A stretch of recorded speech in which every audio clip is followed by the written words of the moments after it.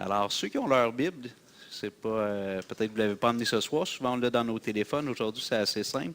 Si vous voulez ouvrir votre Bible dans Jean chapitre 6.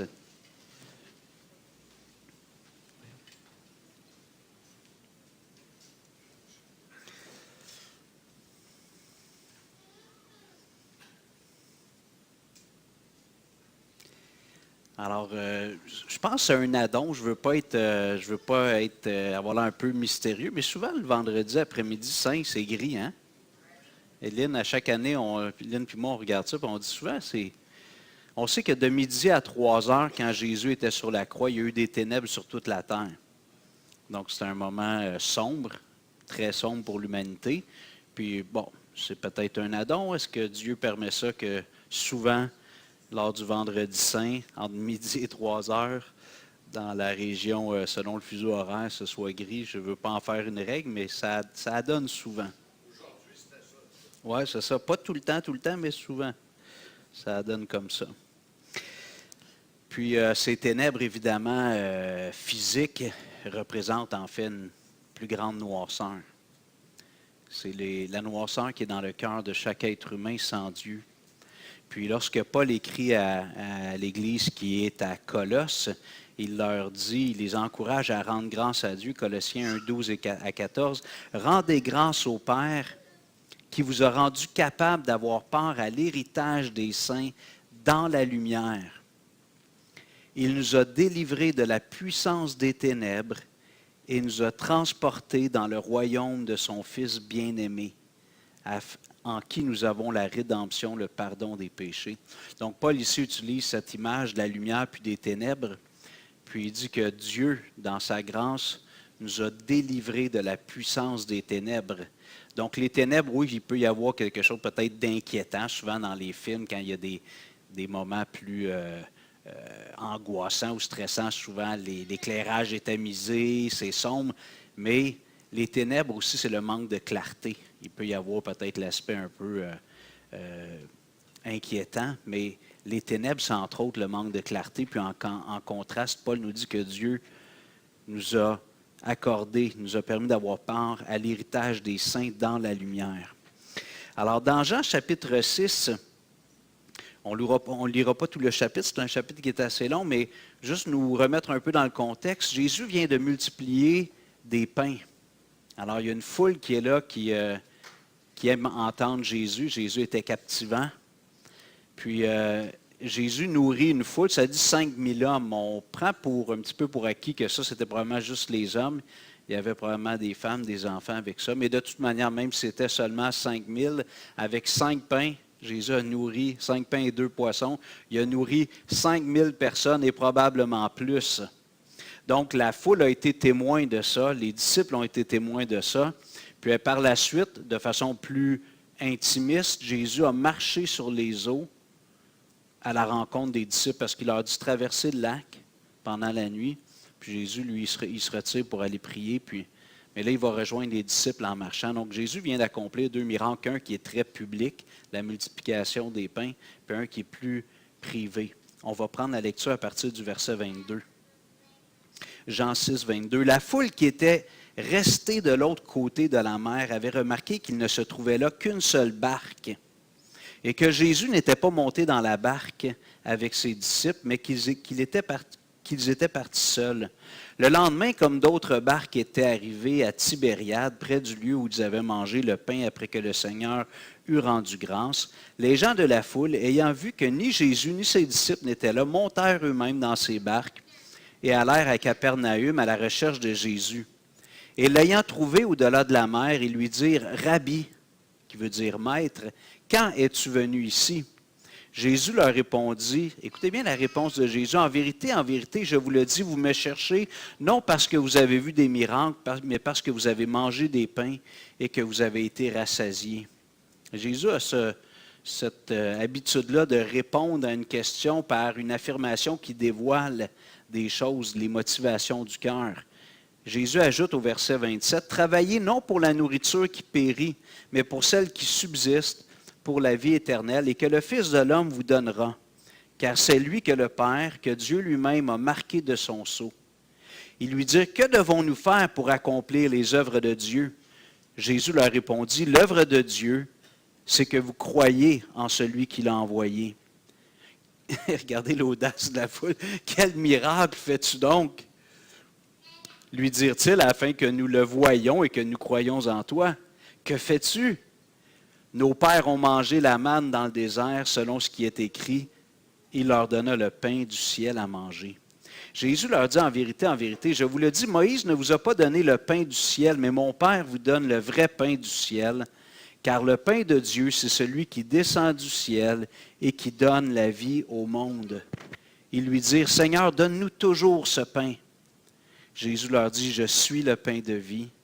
Celui qui vient à moi n'aura jamais faim, et celui qui croit en moi n'aura jamais soif.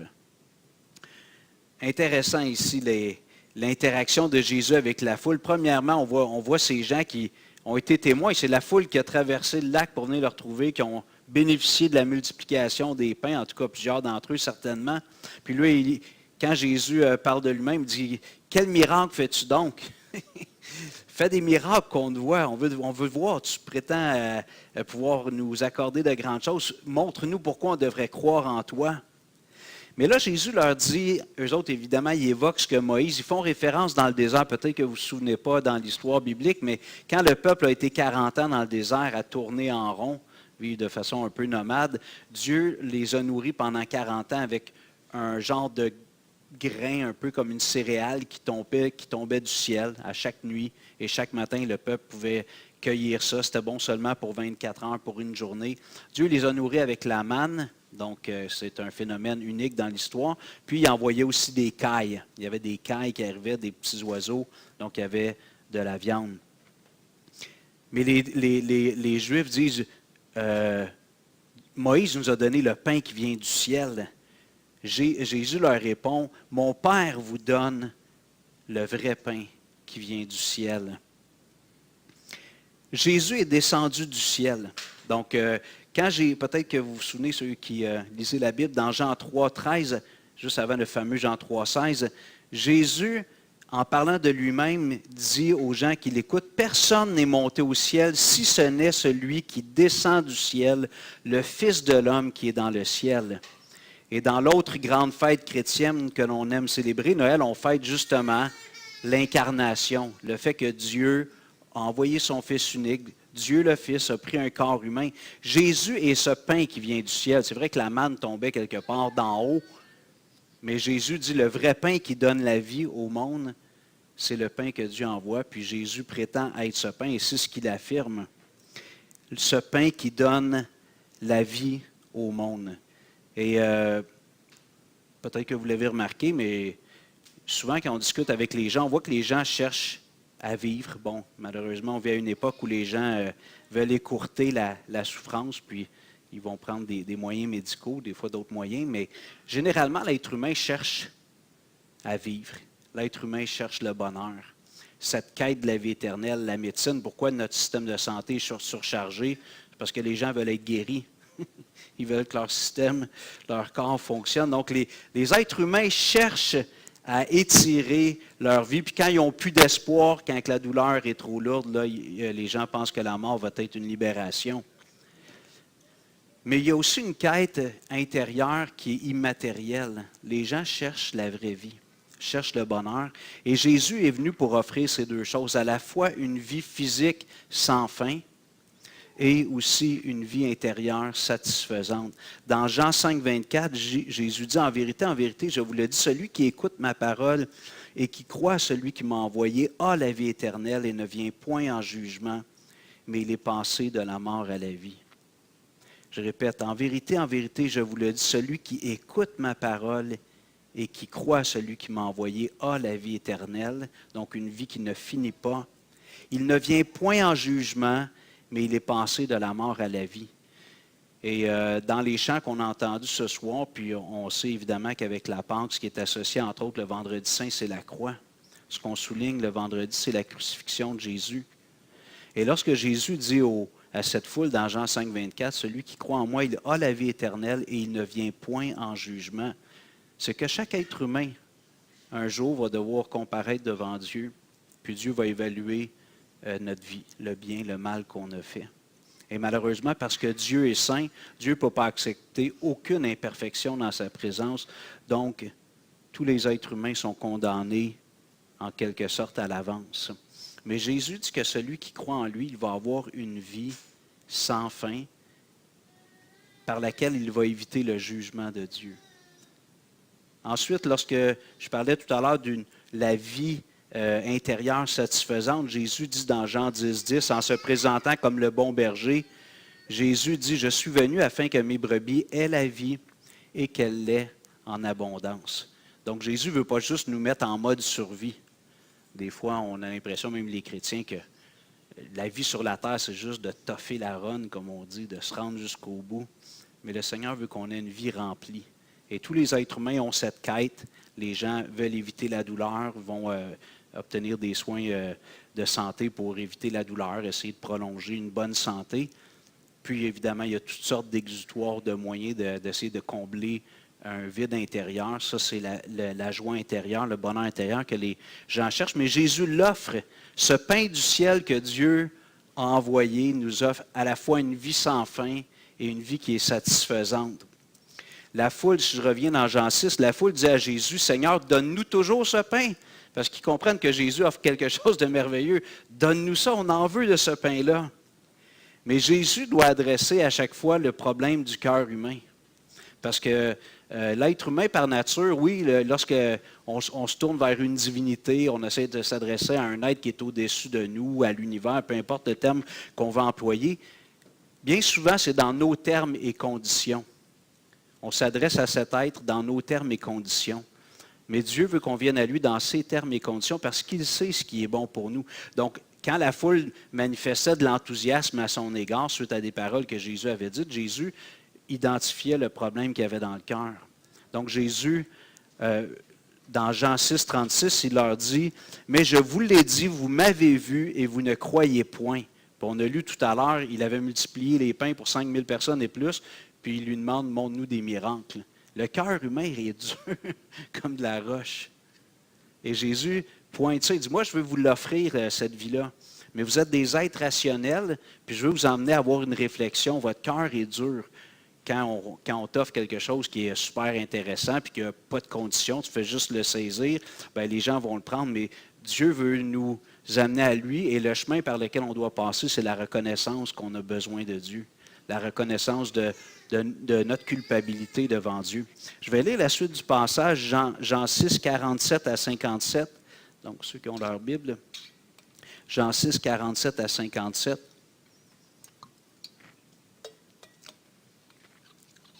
En vérité, je vous le dis, celui qui croit en moi a la vie éternelle. Je suis le pain de vie. Vos pères ont mangé la manne dans le désert et ils sont morts. C'est ici le pain qui est descendu du ciel, afin que celui qui en mange ne meure point. Là, Jésus l'a dit, c'est moi le pain. Je suis le pain de vie. C'est ici le pain qui descend du ciel, afin que celui qui en mange ne meure point. Verset 51, « Je suis le pain vivant qui est descendu du ciel. Si quelqu'un mange de ce pain, il vivra éternellement, et le pain que je donnerai, c'est ma chair que je donnerai pour la vie du monde. » Jésus commence à entrer dans son discours dans une phase qui va un peu perturber les gens. Jusqu'à date, on pouvait peut-être comprendre un peu le sens métaphorique. Je suis le pain du ciel, puis je suis le cadeau de Dieu à l'humanité, puis je suis envoyé pour te donner la vie. Mais là, Jésus commence à utiliser il change un petit peu, il glisse dans sa métaphore, il ne reste pas au niveau du pain. Il dit que ce pain qu'il va donner, c'est sa chair qu'il va donner pour la vie du monde. Je continue, verset 52. Là-dessus, les Juifs discutaient entre eux, disant, « Comment peut-il nous donner sa chair à manger? » Ça a l'air macabre à la limite. Jésus leur dit, en vérité, je vous le dis, si vous ne mangez la chair du Fils de l'homme, et si vous ne buvez son sang, vous n'avez point la vie en vous-même. Celui qui mange ma chair et qui boit mon sang a la vie éternelle, et je le ressusciterai au dernier jour. Tantôt, on va prendre la table du Seigneur. Là. On connaît les images, peut-être que vous êtes moins familier avec l'enseignement du Nouveau Testament, mais on va expliquer tout à l'heure. Mais quand même, Jésus est en train de dire que c'est littéralement sa chair qui est une nourriture et son sang qui est un breuvage. Verset 55, car ma chair est vraiment une nourriture et mon sang est vraiment un breuvage. Celui qui mange ma chair et qui boit mon sang demeure en moi et je demeure en lui. Comme le Père qui est vivant m'a envoyé, que je vis par le Père, ainsi celui qui me mange vivra par moi. Alors là, après ça, si on lisait la suite, la foule est sous le choc. Puis au verset 63, Jésus précise quand même, juste pour ne pas vous laisser vous-même sous le choc, Jésus a dit aux disciples, parce que même les disciples ils ont dit, ces paroles sont dures, tu sais, c'est dur ce que tu dis, Jésus, il faudrait manger ta chair, c'est du cannibalisme. Jésus dit, c'est l'esprit qui vivifie, la chair ne sert à rien. Les paroles que je vous ai dites sont esprit et vie. Alors dans ce que Jésus dit, il y a quelque chose de littéral et il y a quelque chose de figuré. Le littéral, c'est que sa chair va définitivement et son sang vont définitivement être la source du salut, du bonheur éternel. Littéralement, la chair de Jésus et son sang vont être mis sur la table ou sur l'autel, sur la croix, pour qu'on puisse trouver la vie éternelle, recevoir la vie éternelle. Maintenant, c'est un sens figuré lorsque Jésus parle de manger sa chair et de boire son sang. J'aimerais nous ramener dans la Genèse, chapitre 3. Je vais lire, le temps passe, je vais lire les versets 1 à 6, Genèse 3, 1 à 6, puis je vais faire un parallèle avec ce qu'on vient de voir concernant les paroles de Jésus. Le serpent était le plus rusé de tous les animaux des champs. On sait avec le reste de la Bible que c'est le diable qui a pris une forme corporelle. Le serpent était le plus rusé de tous les animaux des champs que l'Éternel Dieu avait fait. Il a dit à la femme, Dieu a-t-il réellement dit, vous ne mangerez pas de tous les arbres du jardin? Parce que Dieu avait dit à Adam, tu peux manger de tous les arbres du jardin, mais il y en a un, l'arbre de la connaissance du bien et du mal. Pas que son fruit est poison, mais il y a un arbre, je ne veux pas que vous en mangiez celui-là. C'est le seul arbre. Vous avez des milliers d'arbres, juste celui-là, t'en manges pas. Alors Satan dit à la femme, à Ève, Dieu a-t-il réellement dit, vous ne mangerez pas de tous les arbres du jardin? La femme répondit au serpent, nous mangeons du fruit des arbres du jardin, mais quant au fruit de l'arbre qui est au milieu du jardin, celui de la connaissance du bien et du mal, Dieu a dit, vous n'en mangerez point et vous n'y toucherez point de peur que vous ne mouriez. Alors le serpent dit à la femme, vous ne mourrez point, mais Dieu sait que le jour où vous en mangerez, vos yeux s'ouvriront et que vous serez comme Dieu, connaissant le bien et le mal. La femme vit que l'arbre était bon à manger et agréable à la vue et qu'il était précieux pour ouvrir l'intelligence. Elle prit de son fruit et en mangea. Elle en donna aussi à son mari qui était auprès d'elle et il en mangea. 4 choses que j'aimerais faire ressortir de ce texte puis faire un parallèle avec ce que Jésus a dit dans Jean chapitre 6. Premièrement, Dieu avait mis un arbre vivant. Le fruit, selon ce que Ève dit, il avait l'air bon. C'est un beau fruit, il avait l'air succulent. Donc, on a ici un arbre qui est vivant, qui certainement qui a des feuilles, qui porte des bons fruits. Mais ce n'est pas que l'arbre est empoisonné. C'est que si tu en manges, tu désobéis à Dieu. Et cet arbre-là va te mener à la mort. Donc, d'un côté, on a un arbre pour lequel, si on consomme le fruit, ça va nous mener à la mort. Et si on revient à ce qu'on disait tantôt dans Jean 6, puis ce qu'on souligne aujourd'hui dans le Vendredi Saint, c'est que Jésus aussi a été suspendu à un arbre, mais un arbre qui était mort, une croix.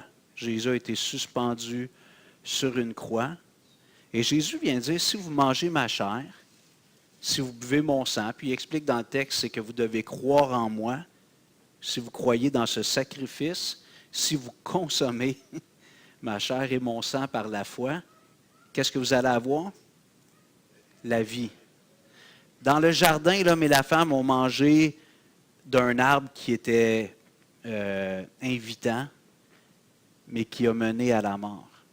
Tandis que Jésus a été suspendu sur un arbre mort, une croix, puis lorsqu'on le consomme, on obtient la vie.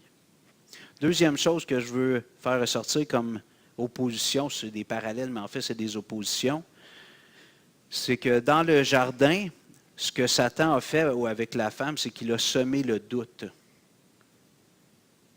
Il a dit, est-ce que Dieu a vraiment dit, vous ne pouvez pas manger de tous les arbres? Ensuite, il a dit, vous ne mourrez pas, mais vous allez devenir comme Dieu. Mais Satan vient semer le doute dans la pensée de Ève et d'Adam. Puis Jésus nous invite dans Jean 6 à faire le contraire. Le contraire du doute, c'est la confiance, la foi. C'est de faire confiance à Dieu plutôt que de douter. Donc Jésus dit, si vous mangez ma chair, si vous buvez mon sang, ce qu'on commémore lorsqu'on prend la Sainte Seine, la table du Seigneur, évidemment, ça c'est métaphorique, mais si vous placez votre foi dans cet acte que je vais accomplir sur la croix, que Jésus a accompli maintenant pour nous autres, il dit, je vais te donner la vie éternelle, contrairement à la mort qui a été engendrée par la consommation du fruit défendu. Ensuite, je l'ai souligné, Satan ment. Il séduit Adam et Ève avec des mensonges. Puis Dieu nous invite maintenant à faire le contraire, à placer notre foi, de croire Dieu, de ne pas croire le monde.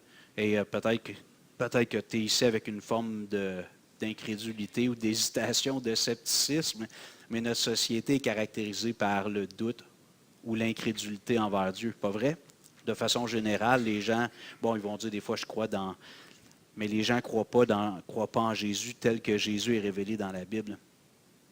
Et quatrièmement, la consommation du fruit défendu a mené la mort. Et si tu consommes Jésus, je prends les mots de Jésus, si tu manges sa chair, si tu bois son sang par la foi, tu t'appropries, tu intériorises. C'est ça qu'on fait quand on mange? Tu intériorises la mort physique de Jésus, son corps brisé, son sang versé. Jésus te promet que tu as la vie éternelle. Ce qui s'est passé dans le jardin d'Éden, Jésus est venu le renverser. C'est la grande catastrophe.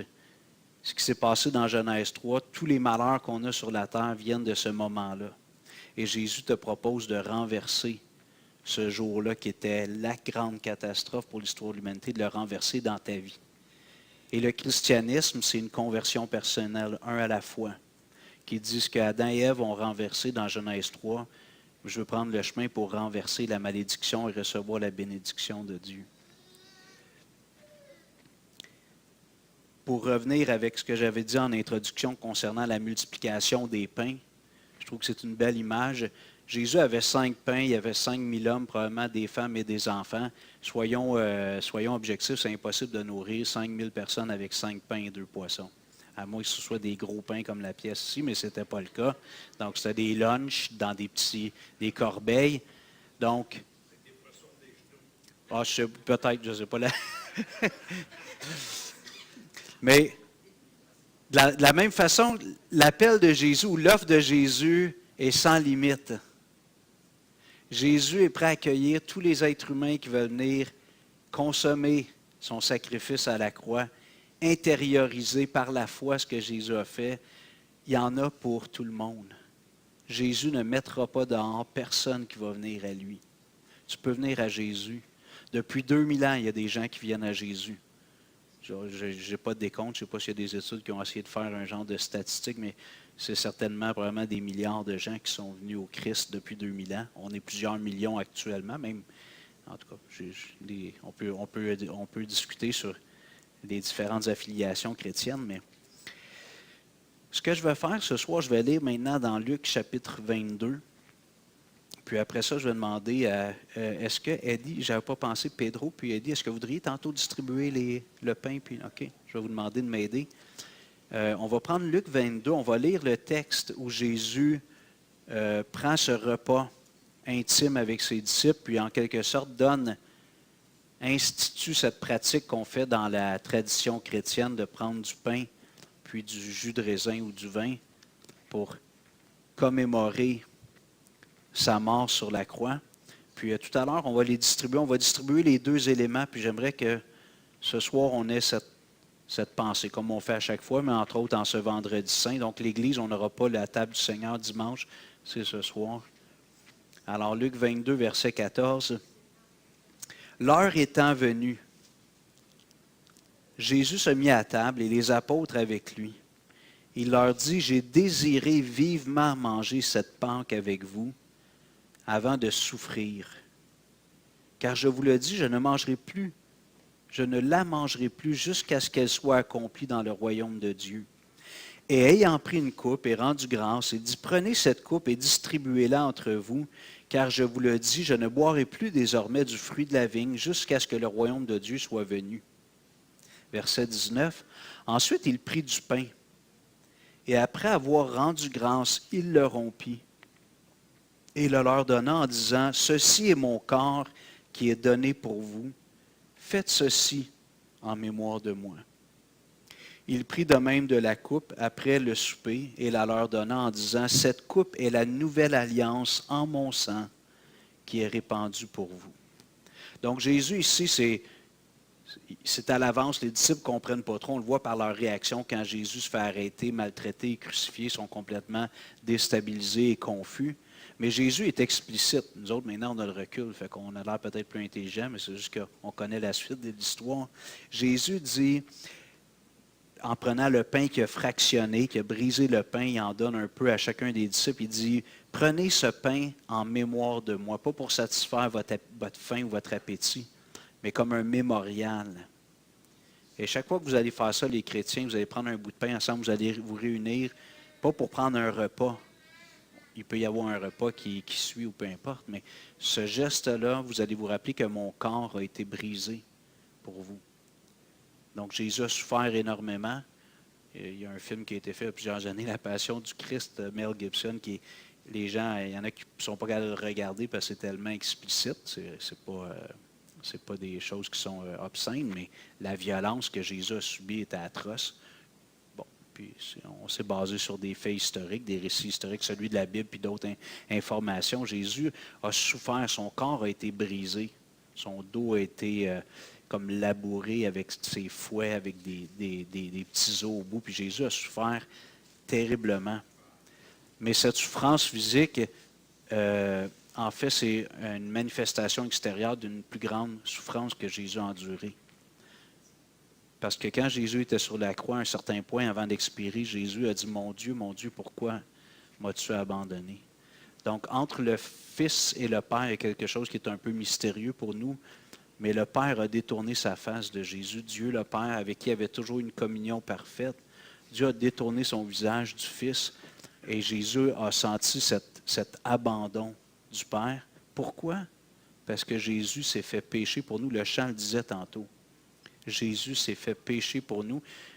Et Jésus n'avait jamais commis de péché. C'était l'homme immaculé. C'est le seul qu'on peut appeler l'immaculé.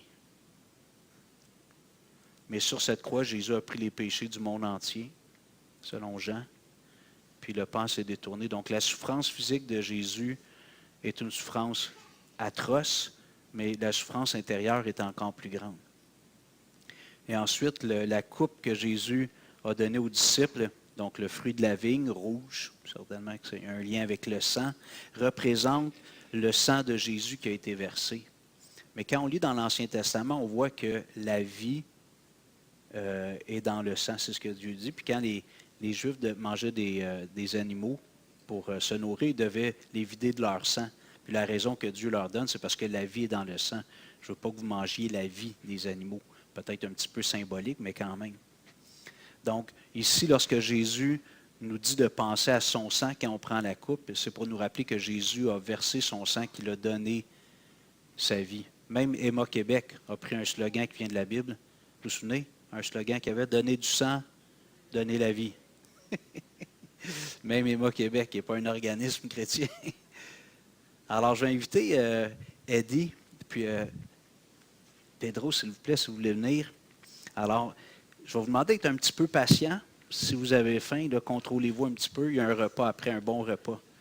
Tu peux commencer à distribuer le pain, puis après ça, la coupe tout de suite, OK? Bien, peut-être je vais prendre deux autres personnes.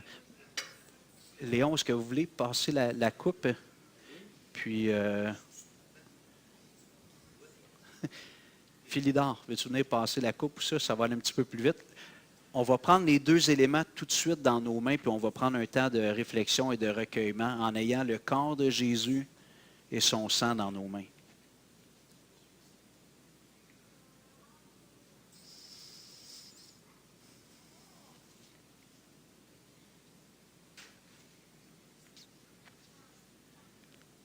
Alors, on a dit que ça, c'est un mémorial. C'est une commémoration. Lorsqu'on prend le pain, lorsqu'on prend la coupe, on se rappelle que Jésus a souffert. Son corps a été brisé, symbolisé par le pain fractionné, brisé. Et on se rappelle que Jésus a souffert, mais il a donné sa vie. Donc, Jésus a donné sa vie pour nous. Puis, quand tout le monde va avoir son morceau de pain puis sa coupe, on va prendre un temps de réflexion.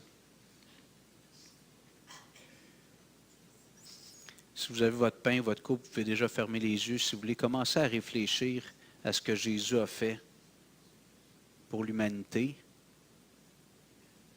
et réfléchir sur le fait que Jésus l'a fait pour toi.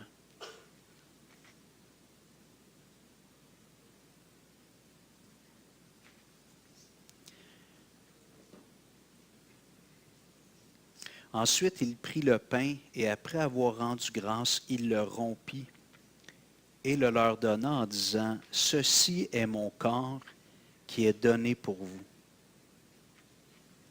Il prit de même de la coupe après le souper et la leur donna en disant, « Merci. Cette coupe est la nouvelle alliance en mon sang qui est répandue pour vous. » Tout à l'heure, dans Jean 6, on a lu, merci beaucoup les gars, merci.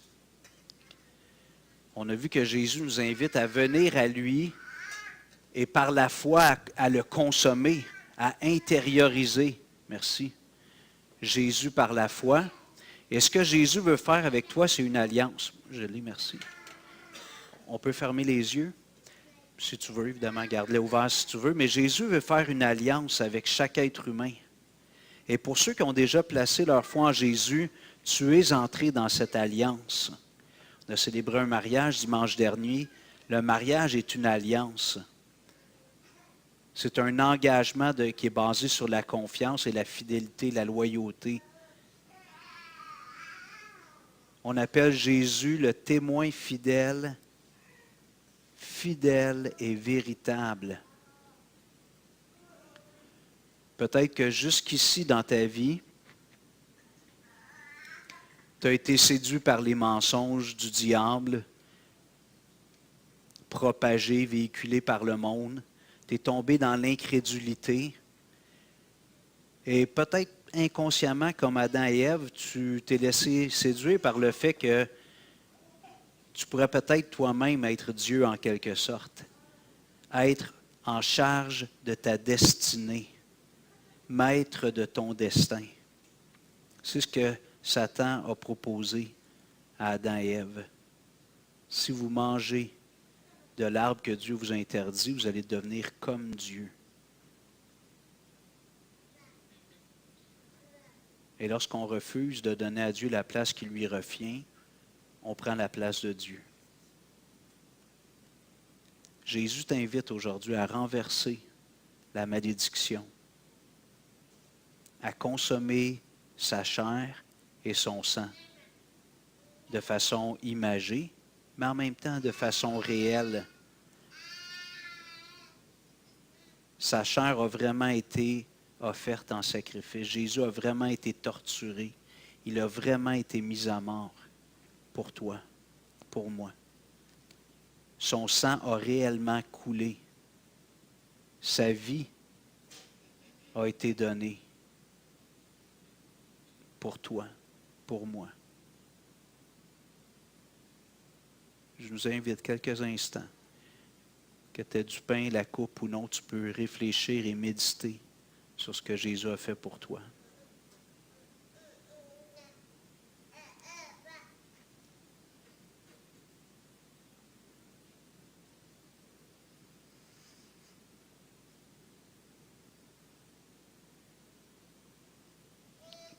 Je vous invite à manger le pain. symbole du corps de Jésus brisé, offert en sacrifice pour toi, pour moi.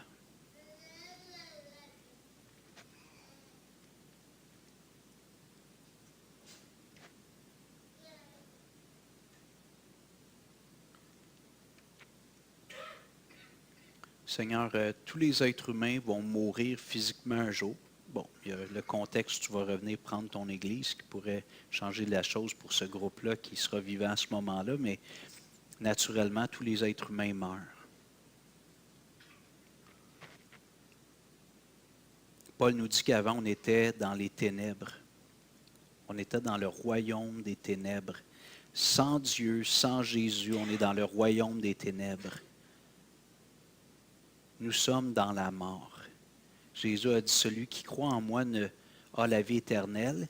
Il ne vient point en jugement, mais il est passé de la mort à la vie. Alors, pour renverser la malédiction du jardin, Genèse chapitre 3, par la consommation d'un fruit défendu, l'homme et la femme ont fait entrer la mort dans le monde. Lorsque Jésus s'est offert sur la croix, suspendu sur un arbre qui était mort, Jésus l'a fait pour qu'on ait la vie. Et il nous invite à prendre cette coupe en se rappelant que sa vie a été offerte en rançon, en paiement pour la nôtre. Je vous invite à boire la coupe.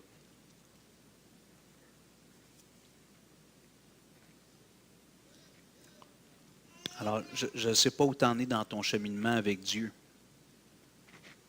mais j'aimerais te dire ce soir, te partager ce soir que Jésus est un passage obligé. Mais ce n'est pas un passage qui est pénible.